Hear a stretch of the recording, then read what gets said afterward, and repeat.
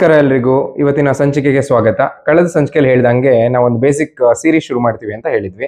ಅದರದ್ದು first episode ಮಾಡ್ತಾ ಇದೀವಿ. ಈ ಎಪಿಸೋಡಲ್ಲಿ ಏನು ತಿಳಿಸ್ಕೊಡ್ತಾ ಇದೀವಿ ಅಂದ್ರೆ ಸ್ಟಾಕ್ ಮಾರ್ಕೆಟ್ ಅಂದ್ರೆ ಏನು, ಸ್ಟಾಕ್ ಮಾರ್ಕೆಟ್ ಹೇಗೆ ವರ್ಕ್ ಆಗುತ್ತೆ, ಅದರಲ್ಲಿ ಏನೇನು ಇರುತ್ತೆ ಅನ್ನೋದನ್ನ ಹೇಳ್ಕೊಡ್ತಾ ಇದೀವಿ. ನನ್ಗೆ ಏನೂ ಗೊತ್ತಿಲ್ಲ ಸ್ಟಾಕ್ ಮಾರ್ಕೆಟ್ ಬಗ್ಗೆ, ಹೆಂಗೆ ವರ್ಕ್ ಆಗುತ್ತೆ, ಅದರಲ್ಲಿ ಏನಿರುತ್ತೆ ಅಂತ ಏನೂ ಗೊತ್ತಿಲ್ಲ ಅಂದ್ರೆ ಬೇಜಾರ ಮಾಡ್ಕೊಳ್ಳೋಂಥದ್ದು ಏನೂ ಇಲ್ಲ. ಈ ಎಪಿಸೋಡಿಂದ ನಾವು ಈ ಸೀರೀಸ್ ಮುಗಿಸೋವರೆಗೂ ಪ್ರತಿಯೊಂದು ಎಪಿಸೋಡ್ನು ನೋಡಿ ನೀವು ಸ್ಟಾಕ್ ಮಾರ್ಕೆಟ್ನ A to Z ನ ತಿಳ್ಕೊಬೋದು. ಈಗ ಫಸ್ಟ್ ಪಾಯಿಂಟಿಂದ ಶುರು ಮಾಡೋಣ. ಫಸ್ಟ್ ಪಾಯಿಂಟ್ ಬಂದ್ಬಿಟ್ಟು ಬೇಸಿಕಲಿ ಸ್ಟಾಕ್ ಮಾರ್ಕೆಟ್ ಅಂದ್ರೆ ಏನು, what is stock market. Stock market ಅಂದ್ರೆ ಇದೊಂದು ಜಾಗ ಎಲ್ಲಿ ನಾವು ಪಬ್ಲಿಕಲಿ ಲಿಸ್ಟ್ ಆಗಿರೋ ಕಂಪ್ನಿನ ಬೈ ಅಥವಾ ಸೆಲ್ ಮಾಡಬಹುದು ಅಂತ. ಇವಾಗ ಒಂದು ಕಂಪ್ನಿ ನಮ್ಮ ಹತ್ರ ಇದೆ ಅಂದ್ರೆ part of the company ownership ನಾವು ಹೋಲ್ಡ್ ಮಾಡ್ದಂಗೆ. ಇವಾಗ ಈಗ ಆ ಕಂಪ್ನಿ ಚೆನ್ನಾಗಿ ಮಾಡ್ತು, ರಿಸಲ್ಟ್ ಚೆನ್ನಾಗೆಲ್ಲ ಬಂತು, ಪ್ರಾಫಿಟ್ ಮಾಡ್ತಾ ಇದೆ ಅಂದ್ರೆ ಪ್ರೈಸ್ ಇನ್ಕ್ರೀಸ್ ಆಗುತ್ತೆ. ಇನ್ನೊಂದು ಬಂದ್ಬಿಟ್ಟು ಇವಾಗ ಕಂಪ್ನಿ ಪರ್ಫಾರ್ಮೆನ್ಸ್ ಸಖತ್ ಪೂರಾಗಿದೆ, ಚೆನ್ನಾಗಿ ಮಾಡ್ತಾ ಇಲ್ಲ ಅಂದಾಗ ಲಾಸ್ ಆಗುತ್ತೆ. You will make loss, profit loss ಈ ಥರ ಆಗುತ್ತೆ. ಹೇಗೆ ವರ್ಕ್ ಆಗುತ್ತೆ ಇದನ್ನ ಅಂತ ತಿಳ್ಕೊಳ್ಳೋಣ. ಇವಾಗ ಇಂಡಿಯಾದಲ್ಲಿ ಬಂದ್ಬಿಟ್ಟು 2 ಸ್ಟಾಕ್ ಎಕ್ಸ್ಚೇಂಜ್ ಇದೆ. ಒಂದು BSE, ಓಲ್ಡೆಸ್ಟ್, ಇದು ಏಷ್ಯಾದಲ್ಲೇ ಓಲ್ಡೆಸ್ಟ್ ಸ್ಟಾಕ್ ಎಕ್ಸ್ಚೇಂಜ್. ಇದರಲ್ಲಿ ಆಲ್ಮೋಸ್ಟ್ 5,500 ಕಂಪ್ನಿ ಲಿಸ್ಟ್ ಆಗಿದೆ. ಎರಡನೇದು ಬಂದ್ಬಿಟ್ಟು NSE is national stock exchange. BSE ಅಂದ್ರೆ ಬಾಂಬೆ ಸ್ಟಾಕ್ ಎಕ್ಸ್ಚೇಂಜ್.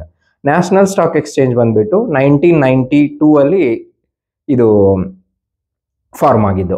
ಇದರಲ್ಲಿ ಆಲ್ಮೋಸ್ಟ್ 2,000 ಕಂಪ್ನಿಗಳು ಲಿಸ್ಟ್ ಆಗಿದೆ ಸ್ಟಾಕ್ ಎಕ್ಸ್ಚೇಂಜ್. ಅದ್ರ NSEದು Nifty is a benchmark index actually. Okay, ಇವಾಗ ಇದು ಹೇಗೆ ವರ್ಕ್ ಆಗುತ್ತೆ ಅಂದ್ರೆ ಫಸ್ಟು ಕಂಪ್ನೀಸ್ ಲಿಸ್ಟ್ ಮಾಡಬೇಕು. ಇವಾಗ ಒಂದು ಎಕ್ಸಾಂಪಲ್ ತಗೋಬೇಕು ಅಂದ್ರೆ ಟೀ ಅಂಗಡಿ ಇದೆ ಅನ್ಕೊಳ್ಳಿ, ಅದನ್ನ ನೀವು ಎಕ್ಸ್ಪ್ಯಾಂಡ್ ಮಾಡಬೇಕು. ಆಲ್ರೆಡಿ ಒಂದು 2-3 ಕಡೆ ನಿಮ್ದು ಇದೆ, ನಡೀತಾ ಇದೆ, ಬಿಸ್ನೆಸ್ ಎಲ್ಲ ಚೆನ್ನಾಗಿ ಆಗ್ತಿದೆ. ನಾನು ಎಕ್ಸ್ಪ್ಯಾಂಡ್ ಮಾಡಬೇಕು ಬಿಸ್ನೆಸ್, ನನಗೆ ಒಂದು 5 ಲಕ್ಷನೋ 10 ಲಕ್ಷನೋ ಬೇಕು ಅಂತ ಇರುತ್ತೆ.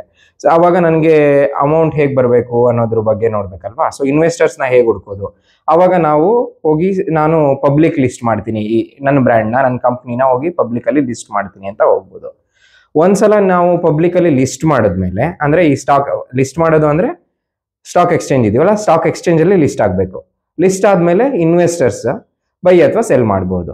ಅಂದ್ರೆ ಇನ್ವೆಸ್ಟರ್ಸ್ ಡೈರೆಕ್ಟ್ ಆಗಿ ಸ್ಟಾಕ್ ಎಕ್ಸ್ಚೇಂಜ್ ಅಲ್ಲಿ ಬೈ ಸೆಲ್ ಮಾಡೋಕ್ಕಾಗಲ್ಲ. ನಾನು NSE ಹೋಗ್ಬಿಟ್ಟು ನನಗೆ ಈ ಸ್ಟಾಕ್ಸ್ ಬೇಕು ಕೊಡಿ ಅನ್ನೋದಲ್ಲ. ಈಗ ಇನ್ವೆಸ್ಟರ್ಸ್ ಮತ್ತೆ ಸ್ಟಾಕ್ ಎಕ್ಸ್ಚೇಂಜ್ ನಡುವೆ ಇನ್ನೊಂದು ಬ್ರೋಕರ್ ಬರ್ತಾರೆ.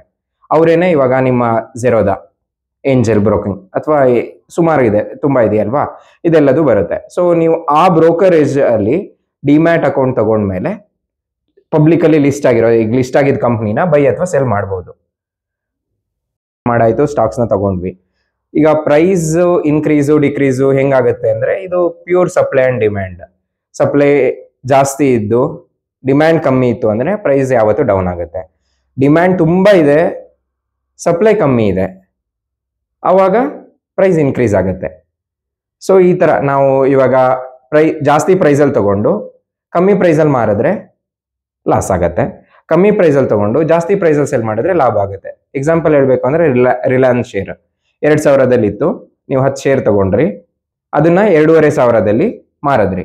ಸೊ ಪರ್ ಶೇರ್ 500 ರೂಪಾಯಿ, 10 ಶೇರ್ಗೆ 5,000 ರೂಪಾಯಿ ಲಾಭ. ಈ ತರ ಲಾಭ. ಅದೇ ಕಮ್ಮಿ ಪ್ರೈಸಲ್ಲಿ ತಗೊಂಡಿದ್ಕಿಂತ ಕಮ್ಮಿ ಪ್ರೈಸಲ್ಲಿ ನಾನು ಮಾರಿದೆ ಅಂದ್ರೆ ಅವಾಗ ಒಬ್ಬಂಗೆ ಲಾಸ್ ಆಗುತ್ತೆ. ನಾವು ಹೇಳಿದ್ವಿ ಕಂಪ್ನಿಗಳು ಪಬ್ಲಿಕಲಿ ಲಿಸ್ಟ್ ಆಗಿರೋ ಕಂಪ್ನಿನ ಬೈ ಮಾಡ್ಬೋದು ಅಂತ, ಸ್ಟಾಕ್ ಮಾರ್ಕೆಟಲ್ಲಿ ಬೈ ಮಾಡ್ಬೋದು ಅಂತ. ಕಂಪ್ನಿ ಪಬ್ಲಿಕಲಿ ಲಿಸ್ಟ್ ಹೇಗಾಗುತ್ತೆ ಅಂದ್ರೆ IPO ಹೋಗ್ಬೇಕು, ಇನಿಷಿಯಲ್ ಪಬ್ಲಿಕ್ ಆಫರಿಂಗ್ ಅಂತ ಮಾಡ್ತಾರೆ. ಆವಾಗ it will be available to the public, ಅಂದ್ರೆ ಇನ್ವೆಸ್ಟರ್ಸ್ಗೆ ಅವೈಲಬಲ್ ಇರುತ್ತೆ, ಅವರು ಸ್ಟಾರ್ಟ್ ಬೈಯಿಂಗ್ ಅಂಡ್ ಸೆಲ್ಲಿಂಗ್ ಮಾಡ್ಬೋದು.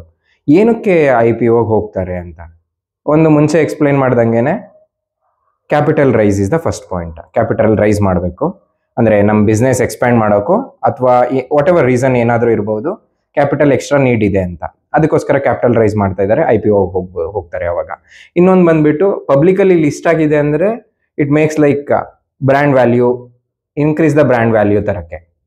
ಸೊ ಅದಕ್ಕೂ IPO ಹೋಗ್ತಾರೆ. ಇನ್ನೊಂದು ಬಂದ್ಬಿಟ್ಟು ಅರ್ಲಿ ಇನ್ವೆಸ್ಟರ್ಸ್ ಇರ್ತಾರೆ. ಈಗ ಕಂಪ್ನಿನ ಒಂದು 3-4 ಜನ ಸೇರ್ಕೊಂಡು ಅಥವಾ few people, like minded people ಸೇರ್ಕೊಂಡು ಶುರು ಮಾಡಿರ್ತಾರೆ. ಅವ್ರಿಗೆ ಎಕ್ಸಿಟ್ ಬೇಕಾಗಿರುತ್ತೆ, after some point of time ಅವರಿಗೆ ಎಕ್ಸಿಟ್ ಬೇಕಾಗಿರುತ್ತೆ, ಆಚೆ ಹೋಗೋರು ಇರ್ತಾರೆ. ಅಷ್ಟು ಪೋರ್ಷನ್ ಆಫ್ ದ ಓನರ್ಶಿಪ್ಗೆ ಈಗ ಇರೋರ ಹತ್ರನೇ ದುಡ್ಡಿದ್ರೆ ಅವರೇ ಇನ್ವೆಸ್ಟ್ ಮಾಡ್ಕೋತಾರೆ. ಅವ್ರ ಕೈಲಿ ಆಗಲ್ಲ, ವಿ ನೀಡ್ ಲೈಕ್ ಮನಿನ ಪಂಪಿಂಗ್ ಮಾಡಬೇಕು, ಮನಿನ ತಗೋಬರ್ಬೇಕು ಅಂತಿದ್ದಾಗ IPO ಇಂದ ಬಂದ್ಬಿಟ್ಟು ಎಷ್ಟು ಇವಾಗ ಒಬ್ಬ ಇಷ್ಟು 10% ಶೇರ್ 10 ಲಕ್ಷ ಇರುತ್ತೆ ಅಥವಾ 1 ಕೋಟಿ ಇರುತ್ತೆ ಅಂದಾಗ ಅವನು ಆಚೆ ಹೋಗ್ತಾ ಇದ್ದಾನೆ ಅಂದರೆ ಆ 1 ಕೋಟಿನ ಎಷ್ಟು ಶೇರ್ಸ್ ಇರುತ್ತೆ, 10 ಲಕ್ಷ ಶೇರ್ಸ್ ಇರುತ್ತೆ ಅನ್ಕೊಳ್ಳಿ. ಆ ಶೇರ್ಸ್ನ ಅವರು ಪಬ್ಲಿಕ್ಕಿಗೆ ಆಫರ್ ಮಾಡ್ತಾರೆ ಪರ್ ಇಷ್ಟು ರೂಪಾಯಿ. ಈಗ 10 ಲಕ್ಷ ಶೇರ್ 1 ಕೋಟಿ ಅಂದರೆ 10 ರೂಪಾಯಿ ಒಂದು ಶೇರಲ್ಲಿ ಟ್ರೇಡ್ ಆಗ್ತಾ ಇರುತ್ತೆ ಅನ್ಕೊಳ್ಳಿ. 10 ರೂಪಾಯಿಲಿ ನಾವು ಕೊಡ್ತೀವಿ 10 ರೂಪಾಯಿ ಒಂದು ಶೇರಲ್ಲಿ ಕೊಡ್ತೀವಿ ಅಂತ IPO ಬರ್ತಾರೆ. ಸೊ ಆವಾಗ ನಾವು IPO ಫೈಲ್ ಮಾಡ್ಬೋದು ಇನ್ವೆಸ್ಟರ್ಸ್. IPO ಫೈಲ್ ಮಾಡಿ ಬೈ ಮಾಡ್ಬೋದು. ಸೊ ಆವಾಗ ಲಿಸ್ಟ್ ಆಗೋಕ್ಕಿಂತ ಮುಂಚೆನೆ IPO ನನಗೆ ನಾವು ಅಪ್ಲೈ ಮಾಡಿದರೆ ಎಷ್ಟು ಇವಾಗ 10 ಲಕ್ಷ ಶೇರ್ಸ್ಗೆ ಅವರು ಕೊಟ್ಟಿರ್ತಾರೆ. ಈಗ ಅದಕ್ಕಿಂತ ಜಾಸ್ತಿ ಜನ ನಾವು ಸಬ್ಸ್ಕ್ರೈಬ್ ಮಾಡಿದಾಗ ಅದು ಲಾಟ್ರಿ ಬೇಸ್ಡ್ ಮೇಲೆ ಅಲಾಟ್ ಆಗುತ್ತೆ, ಲಕ್ ಇದ್ದವ್ರಿಗೆ ಬರುತ್ತೆ. ಆ ಥರ ಒಂದ್ಸಲಿ ಲಿಸ್ಟ್ ಆದಮೇಲೆ ಅಗೈನ್ ಬೈ ಮತ್ತೆ ಸೆಲ್ ಶುರು ಆಗುತ್ತೆ. ಅವಾಗ ಯಾರು ಬೇಕಾದರೂ ಮತ್ತೆ ಪಾರ್ಟಿಸಿಪೇಟ್ ಮಾಡ್ಬೋದು, ಸೆಲ್ ಬೈ ಮಾಡಬಹುದು. ಈ ಥರ ಬೇಸಿಕಲಿ ಸ್ಟಾಕ್ ಮಾರ್ಕೆಟ್ ವರ್ಕ್ ಆಗೋದು. ಈಗ 1-2-3 ಎಕ್ಸಾಂಪಲ್ ಹೇಳ್ಬೋದು IPOಗೆ ಅಂದರೆ LIC ಅವರು 2022ರಲ್ಲಿ 21,000 ಕೋಟಿನ ರೈಸ್ ಮಾಡಿದ್ರು ಥ್ರೂ IPO. ಇದು ಇಂಡಿಯಾದ ಬಿಗ್ಗೆಸ್ಟ್ IPO ಆ್ಯಕ್ಚುಲಿ. ಆಮೇಲೆ ಇನ್ನೊಂದು ಅಂದರೆ ಝೊಮ್ಯಾಟೊ ಅವರು ಕೂಡ ಆಲ್ಮೋಸ್ಟ್ 9,300 ಕ್ರೋರ್ಸ್ನ ರೈಸ್ ಮಾಡಿದ್ರು IPO ಮುಖಾಂತರ. ಅದು ನೋಡಿದ್ರೆ 76 ರೂಪಾಯಿಲೇನೋ ಲಿಸ್ಟ್ ಆಫರ್ ಮಾಡಿದ್ರು. 76 ರೂಪಾಯಿ ಲಿಸ್ಟ್ ಆಗಿತ್ತು. ಅದಾದಮೇಲೆ 100+ ಎಲ್ಲ ಹೋಗಿ ಮತ್ತೆ ಡೌನ್ ಆಗಿ ಈಗ ಮತ್ತೆ ಇನ್ಕ್ರೀಸ್ ಆಗಿದೆ. ಅಗೇನ್ ಪ್ರೈಸ್ ಆ್ಯಕ್ಷನ್ ಎಲ್ಲ ಮತ್ತೆ ಡಿಸ್ಕಸ್ ಮಾಡ್ಬೋದು ನಾವು, ಏನಕ್ಕೆ ಡೌನ್ ಆಯಿತು ಹೇಗೆ ಅಂತ. This are the example for IPOs actually. Okay, ಇದುವರೆಗೂ ಎಕ್ಸ್ಪ್ಲೈನ್ ಮಾಡಿದ ಪಾಯಿಂಟ್ಸ್ನೆಲ್ಲ ಸಮರಿ ಮಾಡಿಬಿಡೋಣ. ಇವಾಗ ಮತ್ತೆ ರಿಲಯನ್ಸ್ದ ಎಕ್ಸಾಂಪಲ್ ತೊಗೊಳ್ಳೋಣ. ರಿಲಯನ್ಸ್ ಅವರು IPO ಇಶ್ಯೂ ಮಾಡಿದ್ರು ಅಂದ್ಕೊಳ್ಳೋಣ. IPO ಇಶ್ಯೂ ಮಾಡಿದ್ರು. ಅವಾಗ ಅದು ಮುಂಚೆ ಹೇಳ್ದಂಗೆ ಸ್ಟಾಕ್ ಎಕ್ಸ್ಚೇಂಜ್ 2 BSE NSE ಐದಾರು ಒಂದರಲ್ಲಾರು ಲಿಸ್ಟ್ ಆಗ್ಬೋದು, ಎರಡರಲ್ಲಾರು ಲಿಸ್ಟ್ ಆಗ್ಬೋದು. ಇದು ನಾವು ಹೇಗೆ ಇದು ಮಾಡಿರ್ತೀವಿ ಅದ್ರ ಮೇಲೆ ಹೋಗುತ್ತೆ. ಇವಾಗ NSE ಲಿಸ್ಟ್ ಆಗಿದೆ ಅಂದ್ಕೊಳ್ಳೋಣ. ನನ್ನ ಹತ್ರ ಝೆರೋದ ಅಕೌಂಟ್ ಇದೆ, ಝೆರೋದ ಡಿಮ್ಯಾಟ್ ಅಕೌಂಟ್ ಇದೆ, ದಟ್ಸ್ ದ ಬ್ರೋಕರ್. ಝೆರೋದ ಅಕೌಂಟಿಂದ ನಾನು ಆಸ್ ಎನ್ ಇನ್ವೆಸ್ಟರ್ ಆರ್ಡರ್ನ ಪ್ಲೇಸ್ ಮಾಡಿದೆ, ಬಿಕಾಸ್ ನಾನು ಬೈ ಮಾಡಬೇಕು ಶೇರ್ಸ್ನ. ಆರ್ಡರ್ ಪ್ಲೇಸ್ ಮಾಡಿದ್ಮೇಲೆ ಝೆರೋದ ಅವರು NSE ಸ್ಟಾಕ್ ಎಕ್ಸ್ಚೇಂಜ್ಗೆ ಆರ್ಡರ್ ರಿಕ್ವೆಸ್ಟ್ನ ಕಳಿಸ್ತಾರೆ. ಅಲ್ಲಿ ಆರ್ಡರ್ ಪ್ಲೇಸ್ ಆಗುತ್ತೆ ಆ್ಯಂಡ್ ಅವಾಗ ಪ್ಲೇಸ್ ಆದಮೇಲೆ ಅದು ಅಕ್ಸೆಪ್ಟ್ ಆದಮೇಲೆ ನಿಮ್ಮ ಅಕೌಂಟ್ಗೆ ಶೇರ್ಸ್ ಬರುತ್ತೆ. ಈಗ ಇದು ರಿಲಯನ್ಸ್ ಕಂಪನಿ ಚೆನ್ನಾಗಿ ಬಿಸ್ನೆಸ್ ಎಲ್ಲ ಚೆನ್ನಾಗಿ ಆಯಿತು ಅಂದರೆ, ಪ್ರಾಫಿಟ್ ಮಾಡ್ತು ಅಂದರೆ ಲಾಭ ಆಗುತ್ತೆ ಆ್ಯಂಡ್ ನಮಗೂ ಲಾಭ ಆಗುತ್ತೆ.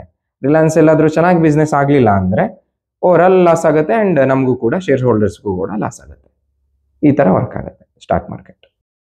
ಓಕೆ, ಇವತ್ತು ಫಸ್ಟ್ ವಿಡಿಯೋಲಿ ಈಗ ಸ್ಟಾಕ್ ಮಾರ್ಕೆಟ್ ಅಂದ್ರೇನು, ಸ್ಟಾಕ್ ಮಾರ್ಕೆಟ್ ಹೆಂಗೆ ವರ್ಕ್ ಆಗುತ್ತೆ ಅನ್ನೋದನ್ನ ಎಕ್ಸ್ಪ್ಲೇನ್ ಮಾಡಿದ್ದೀವಿ. ನೆಕ್ಸ್ಟ್ ವಿಡಿಯೋದಲ್ಲಿ ಈಗ ಸ್ಟಾಕ್ ಬಗ್ಗೆ, ಬ್ಲೂ ಚಿಪ್ ಸ್ಟಾಕ್ಸ್ ಅಂದ್ರೇನು, ಪೆನಿ ಸ್ಟಾಕ್ಸ್ ಅಂದ್ರೇನು, ಈಗ ಲಾರ್ಜ್ ಕ್ಯಾಪ್ ಅಂದ್ರೇನು, ಮಿಡ್ ಕ್ಯಾಪ್ ಅಂದ್ರೇನು ಅಂತೆಲ್ಲ ಎಕ್ಸ್ಪ್ಲೇನ್ ಮಾಡ್ತೀವಿ. Please wait for upcoming videos. Thank you.